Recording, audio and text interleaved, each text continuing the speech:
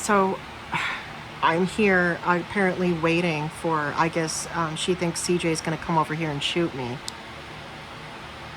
for going in the room and sitting down dizzy about to throw up after she wanted to argue after talking about scriptures, which I was really respectful of, and then she got aggressive.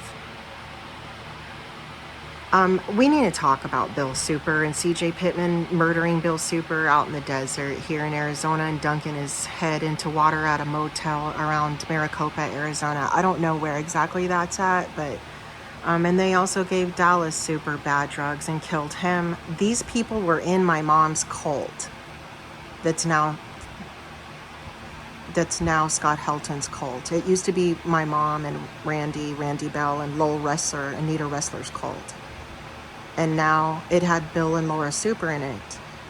They murdered Bill. He got an huge inheritance, and CJ murdered him. And so now my mom, they dunked his head into a bathtub, and it was ruled suicide. Although obviously it wasn't, because there was no way he could have done that, but it was out in the middle of nowhere in the desert. They're murderers. And if they want to terroristically threaten me, they're not the big queen and king of the West. They're not a big mafia like they suddenly think they are, throwing themselves with Scott Helton at men from my career, big in the art world and politics, that followed my art. So the fact that they think they can blackmail all this opportunity and money and do all this to me and my daughters needs to be, like, this is what racketeering is. Scott Helton and Allison Wu are in Burnside, Dixie Bend, Kentucky, off Apple and Maple Lane at Mary Helton's home. It's a cult compound. They're drunk and high every day, and they just sell child porn and target people's children and try to lobby it in politics. And it really matters, because my family in this cult is actually the election loss for everyone they've aligned with in 7 straight years. I lost custody of my daughter, Kaya. I ran with her because she was running away from foster care, where Scott Helton had her set up in for Philip Gregory and Karen Marcus. It's it's human trafficking attempts. They had her set up in there because he had her molested. So she was running away. Of course, I picked her up. I was threatened she'd be kidnapped, raped, and killed if I didn't go pick her up.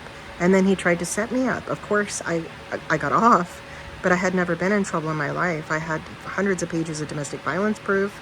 The judge was furious. And now they're lying about me everywhere I go. I get chased out of where I live, assaulted.